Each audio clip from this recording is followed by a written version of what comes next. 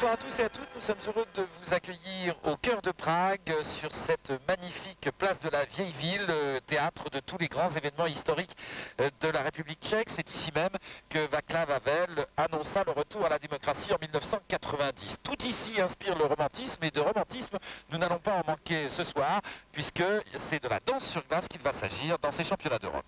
C'est l'une des spécialités françaises, mais paradoxalement, il faut remonter à 1962 pour trouver des Français champions d'Europe. Et après les récentes tentatives d'Isabelle et Paul Duchenet, de Sophie Moniotte et Pascal Lavanchy, ce soir c'est au tour de Marina Anissina et Gwendal Pesra de partir à la conquête de l'Europe. En tout cas, Roger, tout se jouera dans le programme libre de ce soir. La compétition a débuté mardi, car vous le savez, la danse sur glace comporte 3 épreuves et a commencé, bien entendu, comme d'habitude, par les danses imposées.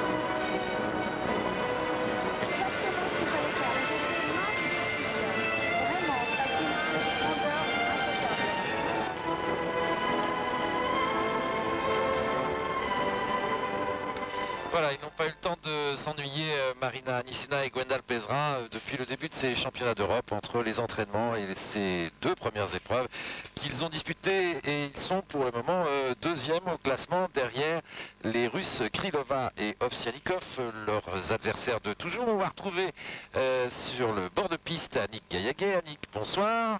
Bonsoir Roger. Alors, est-ce que vous pensez qu'enfin cette année, Marina et Gwendal peuvent passer devant ce couple russe? Autrement dit, est-ce qu'ils peuvent être champions d'Europe? C'est vraiment rentré dans l'histoire de la danse sur glace, ce choc entre les Russes et le style des Français. Ce soir, le même combat. Ce matin, en tout cas, Roger, à l'entraînement, c'était déjà la compétition. Il y avait une ambiance très tendue et à l'applaudimètre, c'est certain. Nous avons gagné. Marina et Gwendal ont vraiment soulevé la foule des spectateurs qui étaient venus voir les entraînements. Et ce soir, il y a un gros duel. Beaucoup de juges sont partagés. Notamment, vous verrez les juges allemands et italiens par rapport aux juges soviétiques, aux juges russes, excusez-moi. Et bien, nous allons voir. Annick, car il faut surtout insister sur l'opposition de style entre ces 2 couples. Effectivement, vous allez pouvoir le voir, il y a eu beaucoup de changements, notamment un changement de style de la part des Russes. Regardez, ce ne sont plus les romantiques, sur des batteries plutôt à tendance africaine.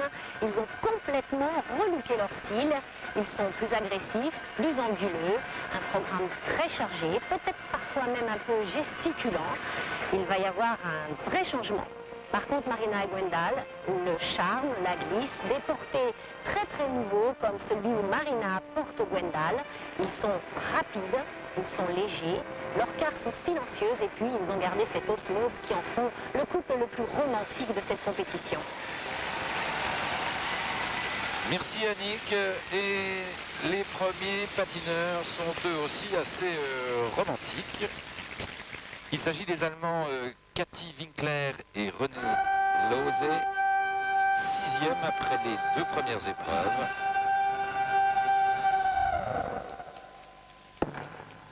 Ils sont d'anciens Allemands de l'Est et ont réalisé cette année une assez bonne saison puisqu'ils ont terminé 3e à Gelsenkirchen et 4e du NHK au Japon. Un programme très original, un thème jamais exploité sur la glace. Ils reprennent la philosophie du yin et du yang sur du folklore coréen.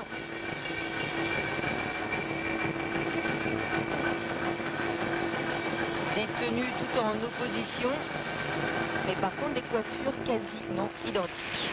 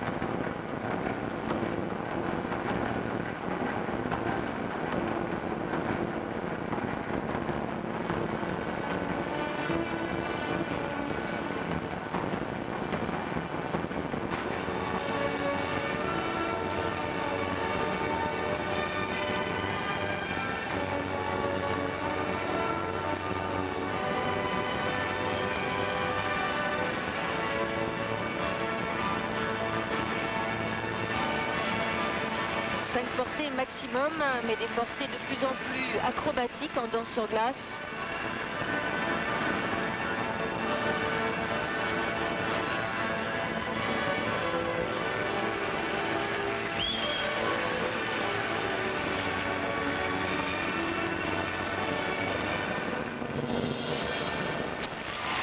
Ils ont changé de style, ils ont évolué depuis la saison dernière avec une chorégraphie plus moderne, dirons-nous. Et elle est toujours aussi ravissante, Cathy Winkler. Toujours aussi romantique, pourrait-on dire. En France, on la connaît bien puisque ce couple s'était illustré non seulement au Grand Prix de Saint-Gervais, mais aussi à Morzine, challenge cher à Lisiane Loret. C'est un couple qui est entraîné par Martin Skotnicki, l'entraîneur qui conseilla autrefois Isabelle et Paul Duchesnay. On retrouve un petit peu d'ailleurs leur façon de travailler avec des portées très originaux, des attitudes un petit peu avant-gardistes. Mais il manque peut-être un petit peu de vitesse, d'assurance dans l'écart pour postuler à un très très haut niveau. Ils sont actuellement 6e et devraient normalement le rester. Gwendal Pesrin est à l'échauffement et Marina également dans les couloirs de la patinoire, ou plus précisément dans la zone réservée aux patineurs pour précisément leur échauffement.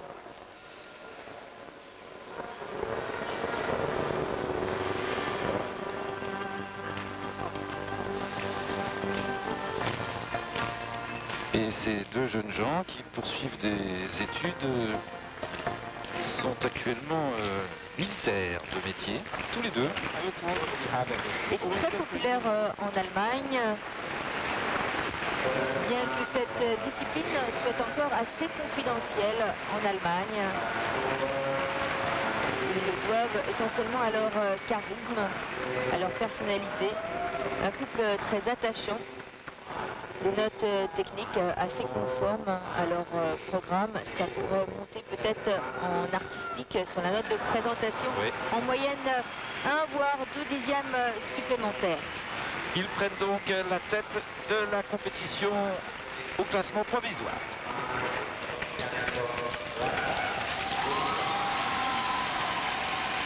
Et voici maintenant Angelika Krylova et Oleg Ovsyannikov, les champions du monde en titre, deuxième des derniers championnats d'Europe. Ils sont les grands favoris de cette compétition, avec une nouvelle chorégraphie, là aussi beaucoup plus moderne que la précédente. Ils ont le très net désavantage de débuter le dernier groupe.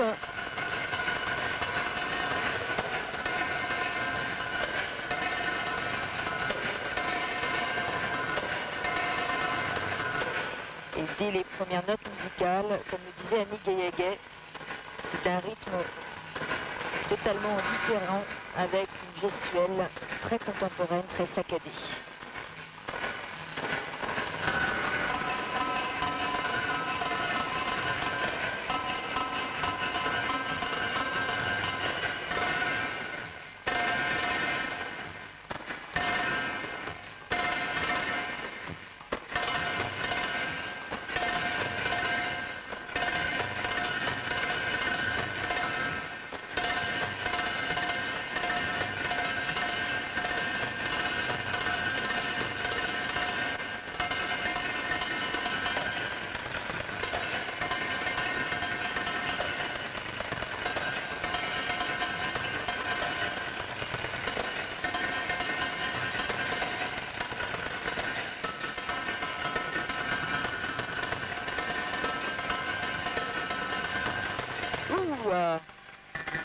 Il y avait un genou là qui a traîné de la part de Oleg Ovsyannikov.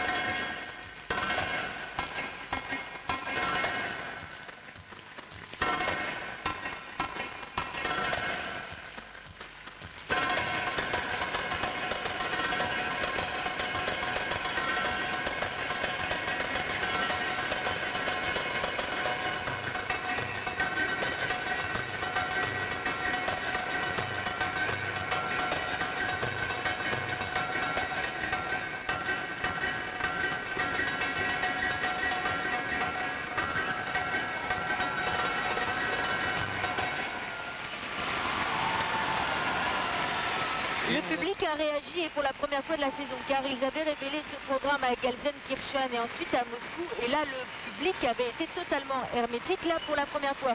Mais le public tchèque est un public de connaisseurs qui apprécie les audaces et les originalités. Et là, franchement, les champions du monde prennent d'énormes risques. C'est une gestuelle, un choix musical tout à fait avant-gardiste. La question que j'aimerais bien poser à Annick, est-ce que franchement ça colle vraiment à leur personnalité, sachant que Angelika et Oleg ont plutôt toujours évolué dans un registre classique? C'est vrai qu'il faut toujours saluer l'audace, et l'audace, ils n'en ont pas manqué pour oser une telle chorégraphie. Je suis un petit peu surprise tout de même par ce choix musical qui reste toujours un peu monocorde, ce choix musical qui choque un petit peu. Je ne sais pas comment vont réagir les juges. Je ne suis pas sûre que ce soit le meilleur choix pour une patineuse aussi fine, aussi longiligne, qui peut-être n'utilise pas complètement son envergure, sa beauté, sa gestuelle par des portées plus romantiques. On l'a connue plus tendre, utilisant plus la vitesse de son patinage, et ce patinage très chargé, cette chorégraphie très chargée est un peu à l'encontre de la vitesse de leur patinage. Il faut voir ce que vont en penser les juges. C'était même parfois un petit peu confus, alors que là, grâce à notre caméra, eh bien, on fait un détour dans les coulisses et on voit Muriel Zazoui donner les derniers conseils à Marina et Gwendal. Eux vont vraiment évoluer dans un registre totalement différent, avec des portées toujours très visuelles, très spectaculaires. Il va y avoir une émotion qui va aller crescendo. Ce n'était pas tout à fait le cas de Angelika et Oleg. Je suis assez curieuse de savoir comment vont réagir les juges. La nouveauté, Roger, cette année, ce sont les juges qui sont tirés au sort 45 minutes avant le début des épreuves. Bon, normalement, ils ne peuvent pas, dans ces conditions, organiser, dirons-nous, une politique pour établir le système de notes. Mais enfin, ça peut se préparer à l'avance. Une première note assez faible pour les champions du monde, 5-6 seulement du juge américain, c'est faible. Il y a de la marge là pour Marina et Gwendal, et la note artistique pour les champions du monde qui ont tout de même 6-6-0 au championnat de Russie et qui ont déjà eu des 6-0 sur Kamen, n'en ont aucun ce soir avec un 5-7.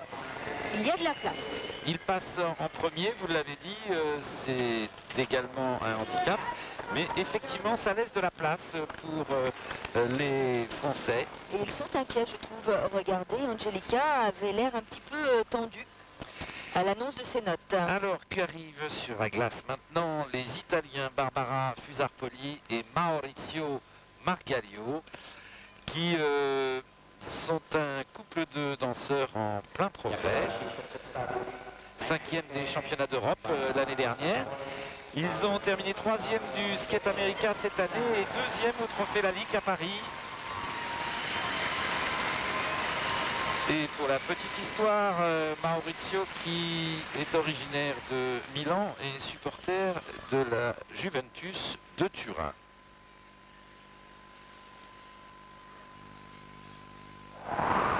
Cette année, ils interprètent leur programme libre sur Dracula. Un programme qui nous avait révélé au Trophée Lalique, qui est somptueux, techniquement, mais aussi artistiquement. Grande qualité d'interprétation de la part de ce couple italien qui a beaucoup progressé cette année.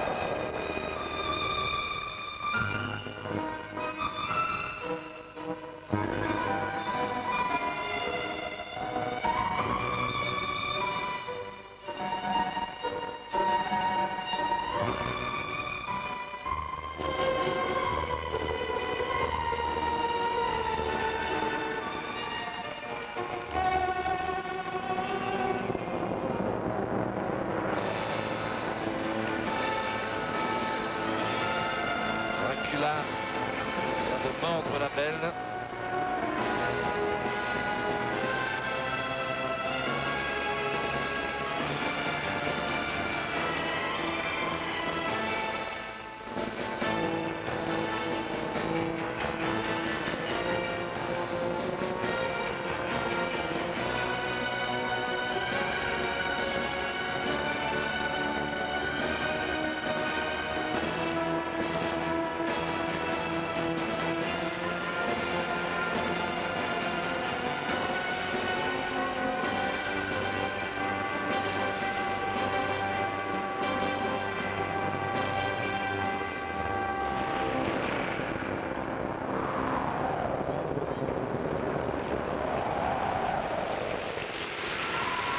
C'est un programme, j'ai le sentiment, assez technique, Anne-Sophie, avec beaucoup de changements de garde, de changements de direction. On aperçoit Tatiana Tarasova, avec qui il s'entraîne maintenant aux États-Unis. Et qui les conseille aussi lors de stages d'été avec Yagoudine. Elle a été mordue très très fort. Hein. Aussi, on n'a pas fait semblant. Un patinage très rapide, comme vous le disiez, Roger, et une vraie qualité d'interprétation. Il y a vraiment une histoire qui se déroule tout le long de ce programme, du début jusqu'à la fin. On rentre là dans la tradition de la danse sur glace. Et un peu à tort, on a souvent soupçonné ce couple italien d'être un petit peu poussé en raison du fait que le président de la Fédération internationale est lui-même italien. Mais je crois que dorénavant, ils sont à leur juste place. Ils ont beaucoup travaillé techniquement, artistiquement, ont trouvé un style qui est aussi conforme à leur personnalité italienne. Ils sont assez exubérants. Et en tout cas, ils ont un patinage spectaculaire. On le voit ici au travers de ces portées, avec un beau travail d'équilibre de la part de Maurizio Margaglio.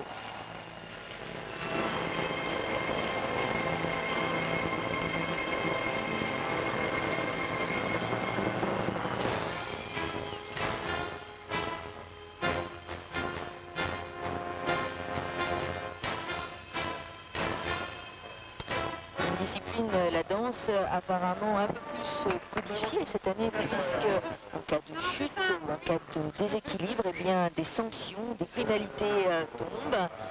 C'est la raison pour laquelle eh bien, Krylova et Zanikov ont eu 5-8 et là les notes ne sont pas excellentes mais conformes à leur niveau.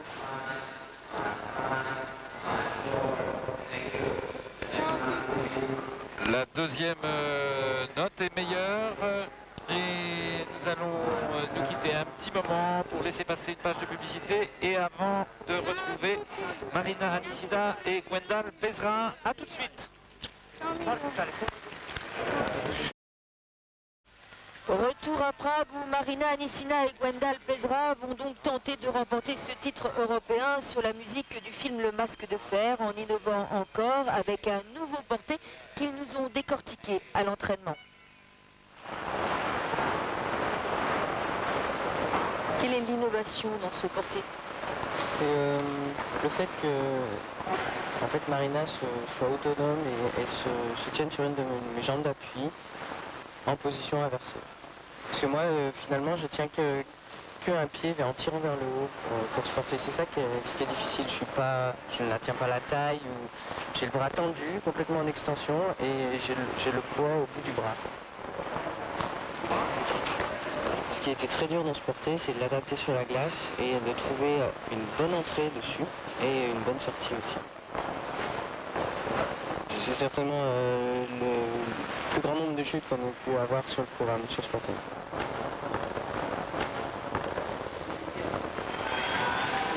Retour à Prague avec Marina Anicina et Gwendal Pesra. Ils vont tenter de remporter ce titre européen sur la musique du film Le Masque de Fer en innovant encore avec un nouveau porté. Ils l'ont décortiqué à l'entraînement. Regardez. Marina et Gwendal pour ce Masque de Fer, deuxième après les imposés et la danse originale.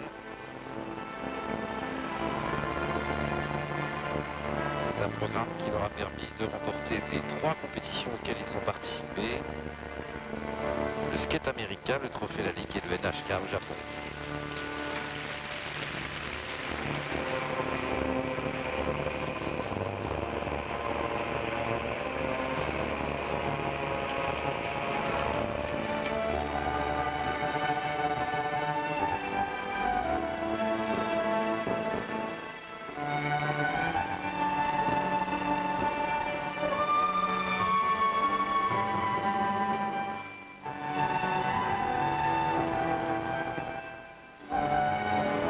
aussi, ce fameux porté. Si difficile dans la phase d'apprentissage. Et le public réagit tout de suite. C'est bon signe, Roger.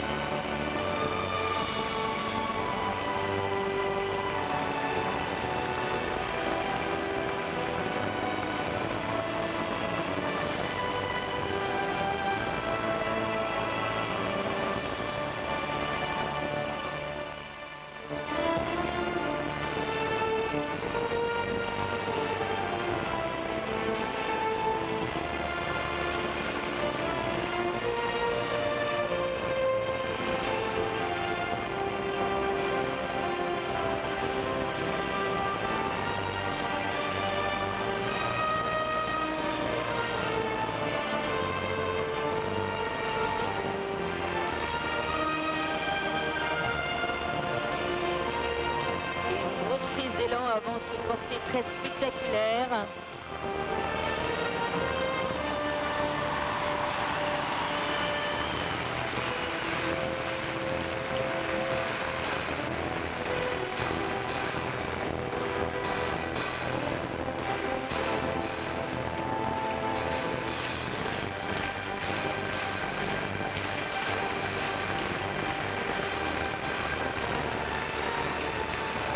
Rarement en danse, le public suit de cette façon un programme.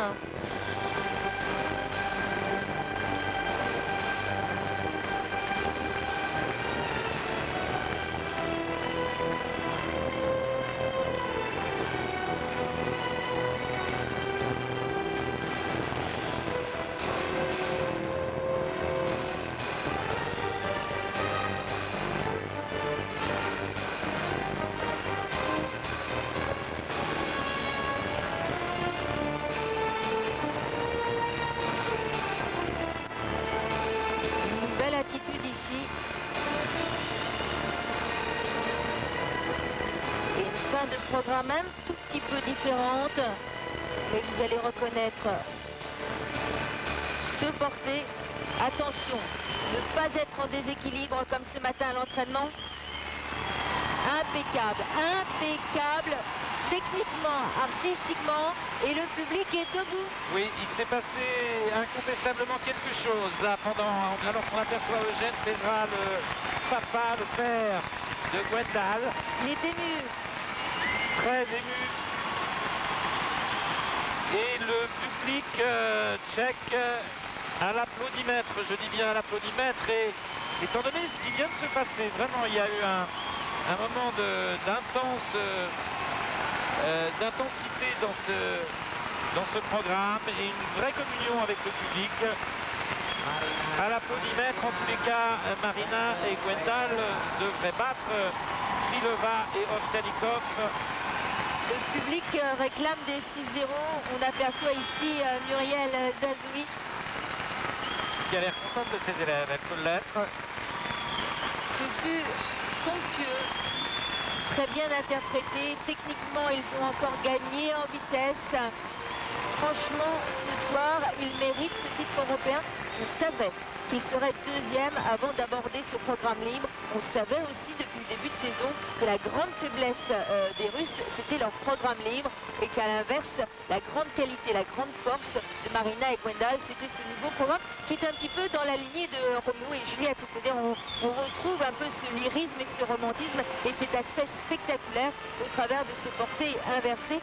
Je suis curieuse d'attendre et de voir les notes des juges. Je vous rappelle, il n'y a pas de juge français, il n'y a pas de juge russe. Et c'est vrai que les notes de Krylova Ovsyannikov étaient un peu inférieures à ce qu'on a l'habitude de voir. Eh bien, les juges ne suivent pas votre avis. Anne-Sophie ni celui du public, puisque il y a beaucoup de 5-7 et la deuxième note, eh bien, Ça se joue à un juge, Roger. près, ouais. Ils sont battus par Krylova Ovsianikov à un juge près. Autrichiens, Hongrois, Américains, Slovaques mettent Marina et Gwendal, champions Le d'Europe. public Et les siffle autres. cette notation et ce classement, car il estime à juste titre que les Français méritaient ce titre de champion d'Europe. Décidément, cette discipline est extrêmement ingrate et à la limite, on peut se dire que les juges n'ont pas besoin de se fatiguer puisque, a priori, le classement s'établit avant même que les patineurs soient montés sur la glace. Et si cette discipline ne change pas dans ses règles et dans les décisions des juges, à savoir que des patineurs peuvent mieux patiner que d'autres à certains moments, il est absolument certain que cette discipline va perdre toute sa crédibilité. Elle a d'ailleurs failli être retirée des Jeux Olympiques pour cette raison. Et a priori, on ne semble pas vouloir la faire évoluer.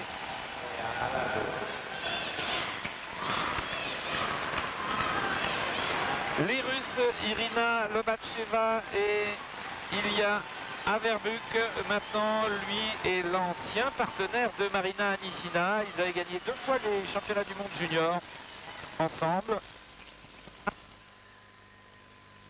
La saison passée, ils ont terminé 4e au championnat du monde et 4e au championnat d'Europe. Ils jouent la médaille de bronze face aux Italiens. Ce serait leur premier podium. Et on regarde ce que l'on vient d'assister. Monsieur Demandé. Ils seront sur le podium. C'est un pronostic sage, dirons-nous. Apprécions tout de même le très joli programme de Irina Lobacheva et Ilya Averbuch. Je reprends le thème du violoniste.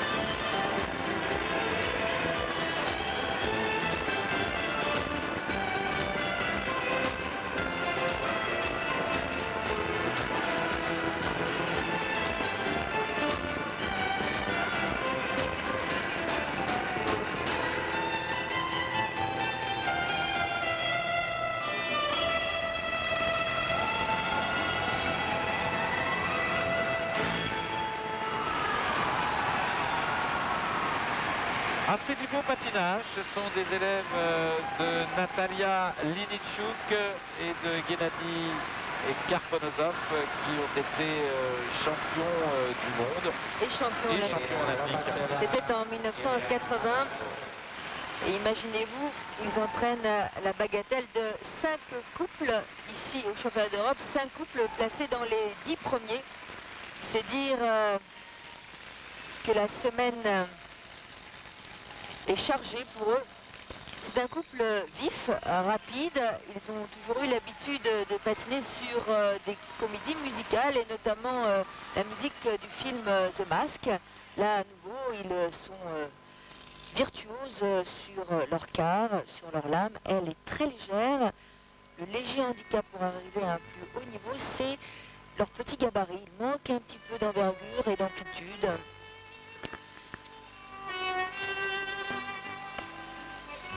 Mais Roger, on est un petit peu sous l'émotion de cette deuxième place de Marina et Gwendal. Et pourtant, la fédération internationale, non seulement a décidé de tirer au sort les juges au dernier moment pour éviter les alliances et les coalitions, et sur les 9 juges, eh bien, dorénavant, 3 sont d'un autre continent que le continent européen. C'est-à-dire que ce soir, eh bien, vous aviez plusieurs juges, notamment le Canadien, le Japonais et l'Américain, qui devaient être totalement impartiaux. Sauf que les Canadiens n'aiment pas les Français, puisque ce sont les Canadiens qui ont perdu la médaille de bronze à Nagano au profit de Marina et Gwendal. Et comme par hasard, eh bien, le Canadien, le juge canadien ce soir, a mis Marina et Gwendal deuxième.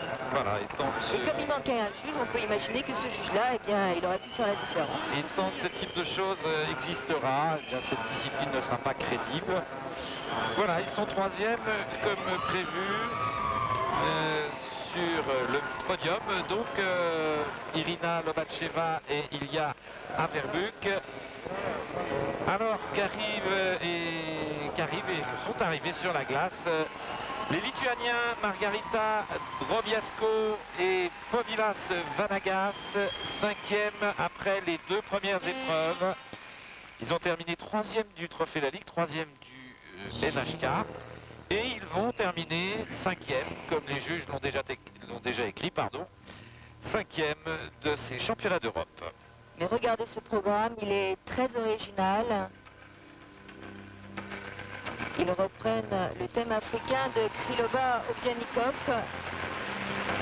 Et c'est de façon plus dynamique, plus tonique.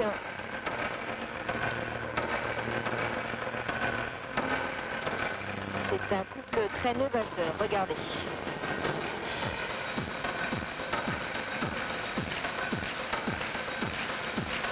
Et lui, on estime que c'est l'un des meilleurs danseurs. Et il nous rappelle un petit peu dans son allure Christopher Dean. Il faut dire qu'il a été à bonne école puisqu'il a commencé le patinage avec sa mère, bien sûr, qui est elle-même entraîneur.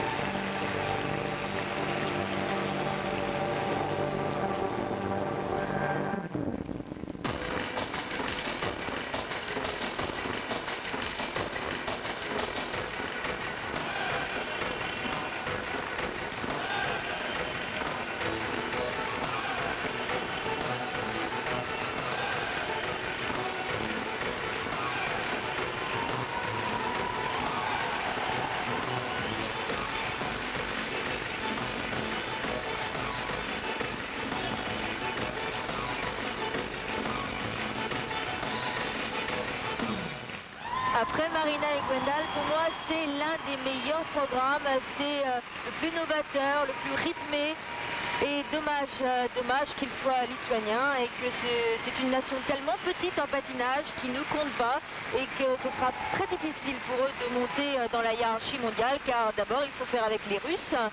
Et c'est tout à l'honneur d'ailleurs de Marina et Gwendal d'avoir réussi à se hisser à ce niveau de la compétition. Mais pour Margarita Dobriasco et Povilas Vanagas, qui avaient d'ailleurs failli arrêter car dégoûtés par le milieu, ils sont tombés un jour sur un Anglais, un avocat international qui les a pris un petit peu sous sa coupe et qui a financé totalement leur carrière pour qu'ils poursuivent ce sport qu'ils font à merveille.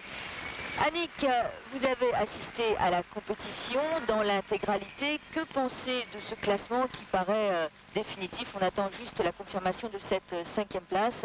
Mais que pensez-vous de l'attribution du titre européen? Vous savez, ce résultat ce soir me fait un peu penser à un monopole, ce monopole du patinage russe qui actuellement domine la discipline. Il est toujours difficile d'abattre un mythe. D'abord, la danse a été dominée par les Anglais et puis ensuite par les Russes. Je pense tout simplement que Marina et Gwendal ressemblent un peu à une vague qui inévitablement va déferler, car il est impossible que Marina et Gwendal ne remportent pas bientôt les titres. Ils vont devenir ce soir des victimes de ce patinage, comme l'ont été les Duchesnay à une certaine époque, car si l'on met de côté notre côté un petit peu latin et notre émotivité, mais aussi l'émotivité que nous avons vue ce soir dans le public, puisque les gens se sont tous levés, il y a à côté de cela une technique sûre, un travail très très dur que fait Muriel auprès de Marina et Gwendal. Ce travail, c'est une technique qui va aussi avec ce côté émotif, une technique qui fait un patinage léger, un patinage rapide, des portées très sûres, et tout ceci plus l'émotivité, plus le sensuel de Marina. Je suis persuadée qu'ils vont remporter le titre très bientôt. Ceci dit, nous en avons un petit peu assez, c'est vrai, d'être derrière les Russes. Voilà, et alors que les Lituaniens méritaient largement une 3e place dans cette compétition, au vu de ce que l'on a vu précédemment, eh bien, ils se retrouvent comme prévu à la 5e place. C'était écrit d'avance. Donc on ne change pas un classement. Donc maintenant, il faut savoir que lorsqu'on assiste à une compétition de danse sur glace, dès le départ, le classement est établi, ne changera jamais, à moins d'une blessure ou d'un forfait. C'est vraiment très dommage.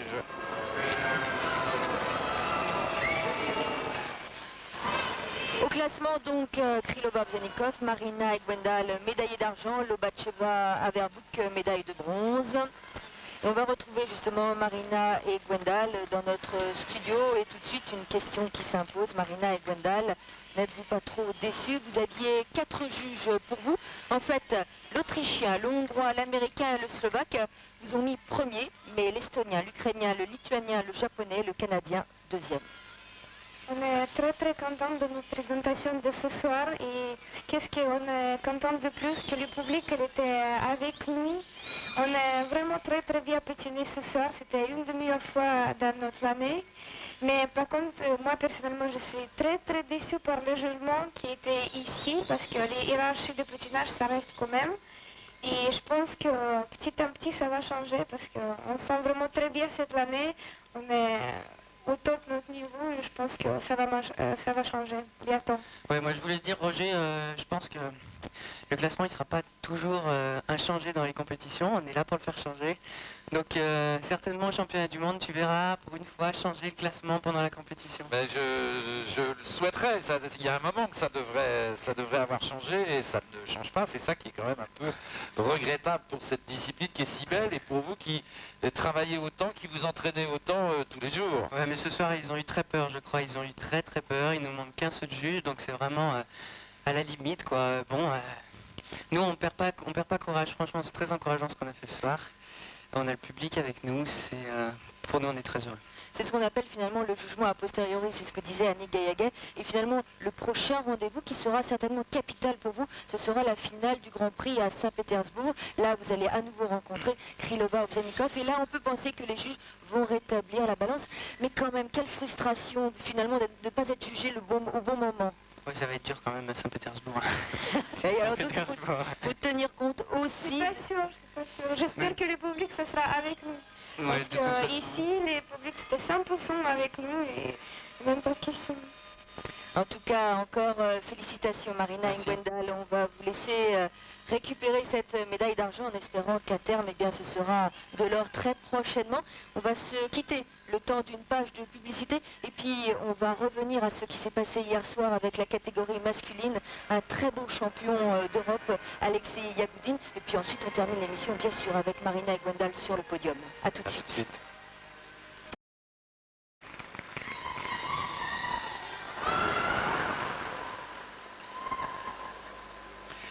Retour à Prague avec Alexei Yagoudine, le nouveau champion d'Europe. Il détenait ce titre, Alexei Yagoudine, déjà champion du monde et qui remporte donc son deuxième titre de champion d'Europe.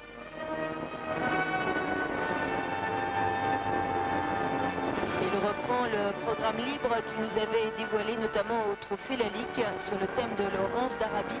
Débute ce programme avec le triple axel, incroyable détente verticale.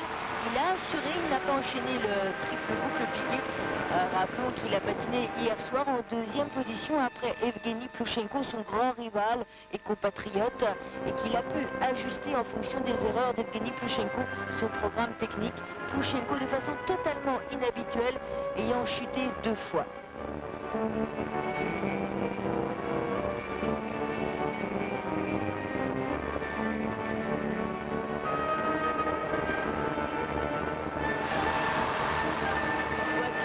Tout de même avec un quadruple boucle piqué, c'est dire sa facilité et son aisance technique.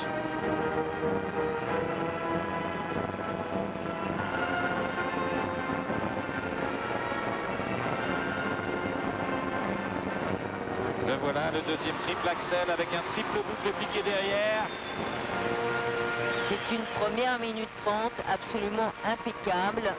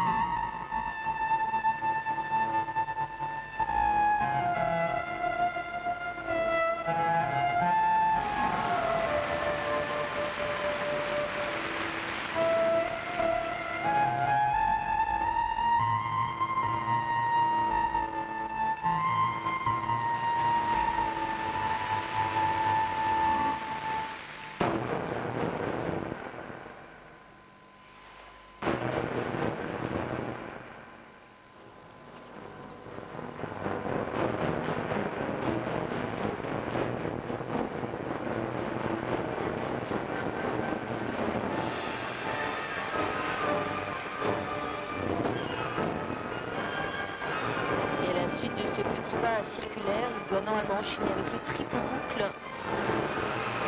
C'est physiquement, techniquement très difficile. Et s'il remporte là son deuxième titre européen consécutif, ce n'est plus le même. Il a acquis une envergure artistique qu'il n'avait pas par le passé. Des progrès essentiellement réalisés au contact de son nouvel entraîneur, Tatiana Tarasova.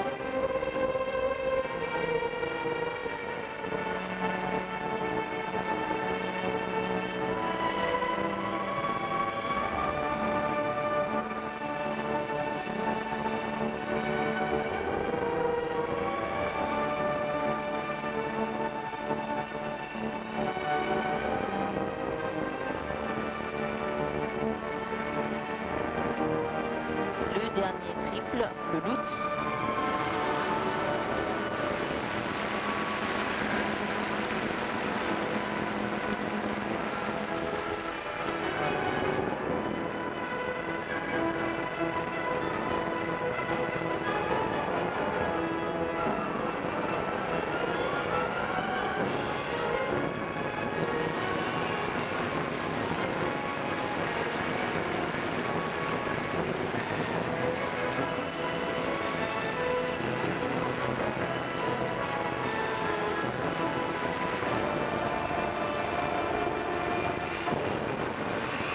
sera battu jusqu'au bout et Tatiana Tarasova, précédemment entraîneur d'Ilya Kulik, continue de vivre de grandes émotions à côté de Alexei Yagoudine. Et quel progrès réalisé. Pourtant, il n'avait pas si bien débuté la compétition lundi dernier lors des qualifications. Il n'avait terminé que 3e, 2e du programme court.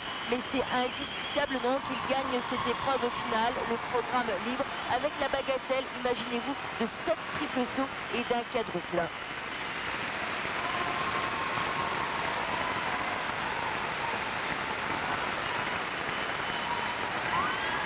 Et on revoit ici au ralenti le triple axel, 3 tours et demi. C'était le premier qui n'a pas enchaîné en combinaison, alors que l'on revoit ici au ralenti le quadruple boucle piqué qu'il prend très en rond. Parfaite maîtrise à la réception.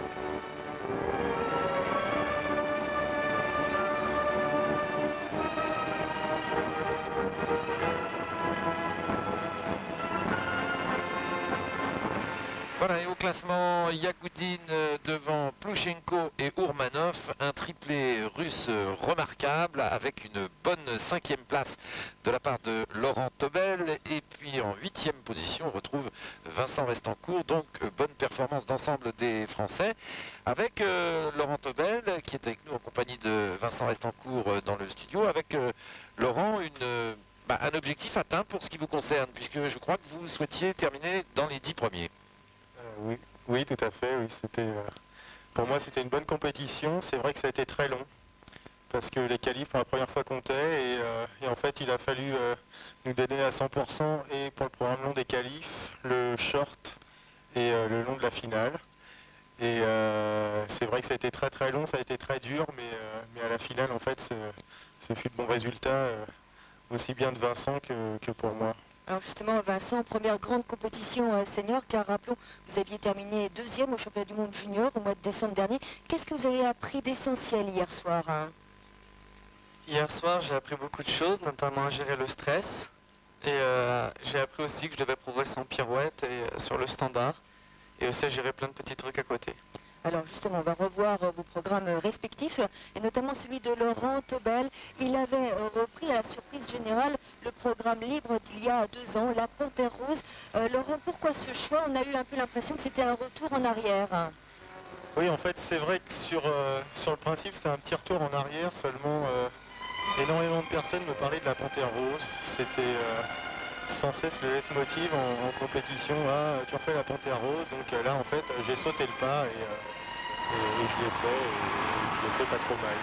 Et vous avez bien sauté aussi cette combinaison triple-triple, triple axel, triple boucle piqué que vous aviez manqué lors du programme court. Vous paraissez toujours beaucoup plus détendu dans le libre. Oui, c'est vrai que je suis beaucoup plus détendu dans le libre. C'est un travail qu'il va falloir qu'on effectue avec mes entraîneurs pour faire du short un petit programme long. Alors après la combinaison triple-triple, le triple Lutz, et hier soir, Laurent, chaque réception était maîtrisée, coulée. Vous paraissiez très souple malgré votre grand gabarit, pourrait-on dire.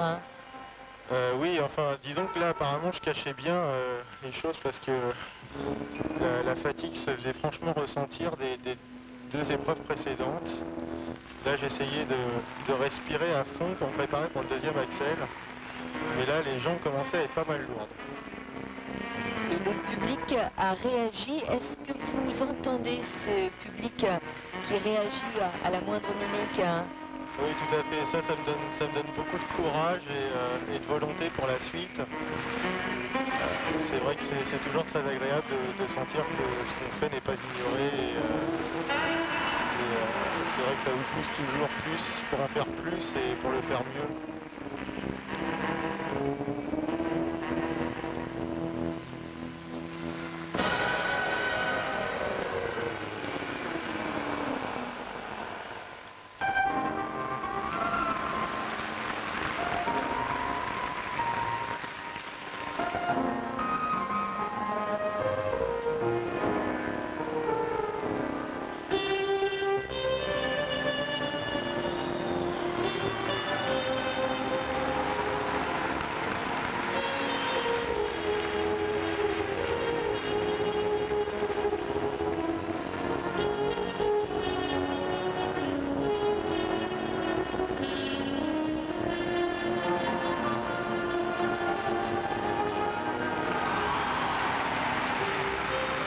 manquez pas de jambes là sur le triple boucle. Précédemment, vous avez fait qu'un double axel à la place du triple. Est-ce que c'était un manque d'engagement à votre avis?